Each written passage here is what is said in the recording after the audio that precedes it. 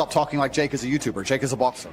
Jake has more money than 99% of professional boxers on the planet.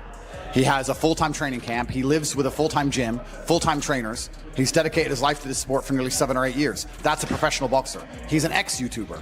And this whole narrative, I'm just a YouTuber, is a really good sales. This actually is an MMA fight between Jake Paul, Logan Paul, Tristan Tate, Andrew. Really, we're talking about Andrew here. Tristan's not really in this equation. That's like the light work. 10 mil for Andrew, 10 mil for Tristan, 10 mil for you, 10 mil for me. But here's what they'll say. I don't need this for the money. You're going to have to slap $50 million for me even to get out of bed. But if you have money, then why is it about the money? What it shouldn't be about the money. It should be solely for entertainment.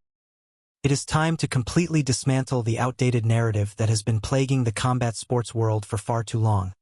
Because we need to have a serious conversation about the reality of the situation regarding Jake Paul.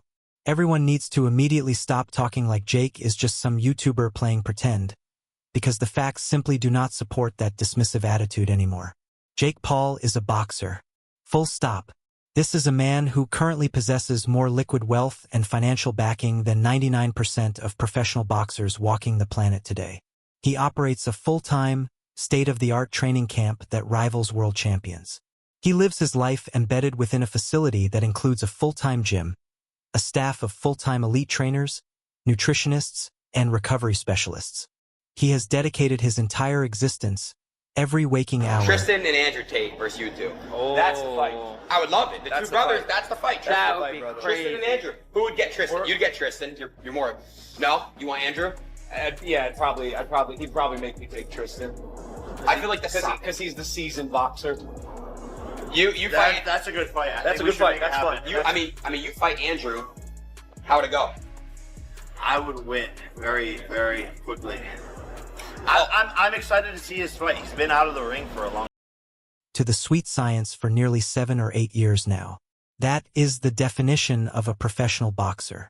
The YouTuber label is a relic of the past, an ex-title that he has shed, and frankly, continuing to use that narrative is just a brilliant sales tactic employed by his detractors and promoters alike to lower expectations, because the reality is that Jake is a legitimate threat.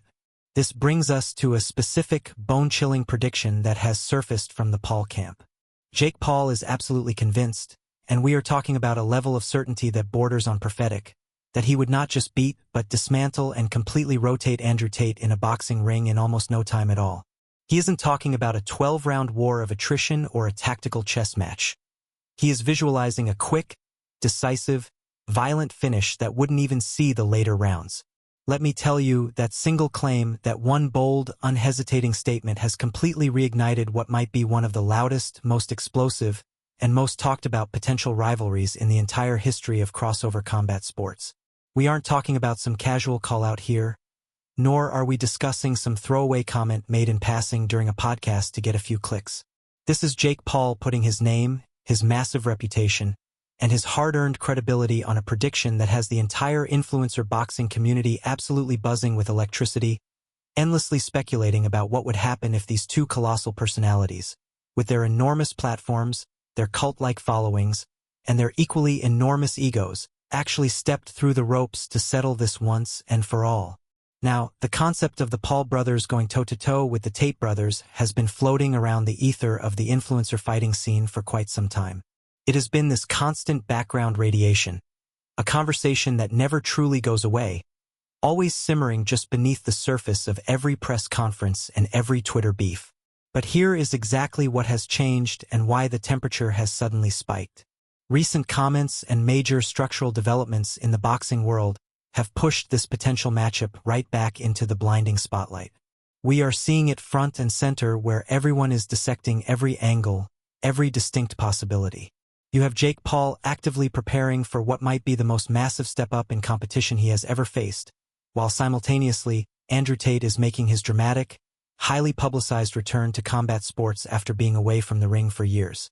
The timing alone makes this storyline absolutely irresistible to fans and promoters alike, who can practically smell the money, the pay-per-view buys, and the global attention this collision would generate. What is truly fascinating when you actually dig into the psychological dynamics at play here is the sense of inevitability. Regardless of whether either of them wins or loses in their immediately upcoming bouts, and regardless of how those specific fights actually play out on the scorecards, the possibility of a Jake Paul versus Andrew Tate showdown is being framed as destiny by so many figures orbiting the scene. Commentators, fellow fighters, and promoters aren't asking if anymore. They have stopped treating this as some distant hypothetical that might dissolve into nothingness. They are saying when, which tells you absolutely everything you need to know about how much momentum this potential fight has built up in the public consciousness and how real the industry insiders think this actually is. Currently, Jake Paul is deep in a training camp, fully committed and locked in, preparing for what can only be described as a dramatic biblical David versus Goliath type bout against heavyweight boxing star Anthony Joshua. We are talking about a legitimate world champion with real credentials, terrifying knockout power, and a resume that demands respect. That matchup alone, just that fight by itself, already has critics and supporters arguing intensely over whether Paul has genuinely bitten off way more than he can chew this time, or whether he has finally crossed the precarious line from confidence into pure delusion. We are talking about a legitimate heavyweight champion, not another crossover fighter, not another retired MMA striker making a transition for a paycheck. This is the real deal. Yet, despite this absolutely massive looming challenge that would make most fighters tunnel vision completely on their preparation and block out the rest of the world, Paul has not shied away one bit from discussing future opponents and what comes next after Joshua. Andrew Tate's name keeps surfacing in these conversations like a recurring theme that refuses to be silenced.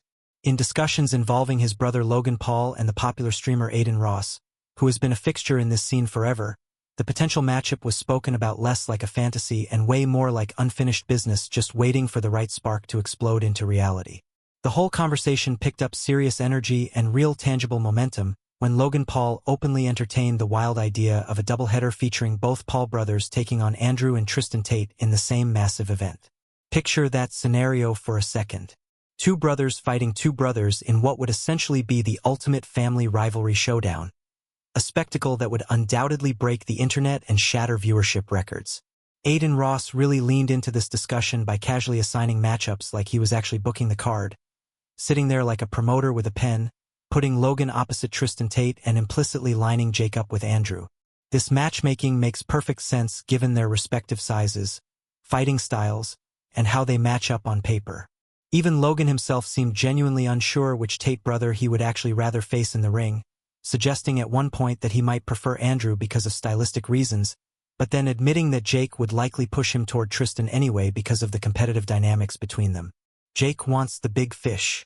When the spotlight finally turned directly to Jake Paul and he was asked point-blank about facing Andrew Tate, when there was nowhere to dodge the question, his confidence was absolutely unwavering. There wasn't even a hint of doubt in his voice. He made it crystal clear that he does not see Andrew Tate as any kind of long-term problem in the ring whatsoever.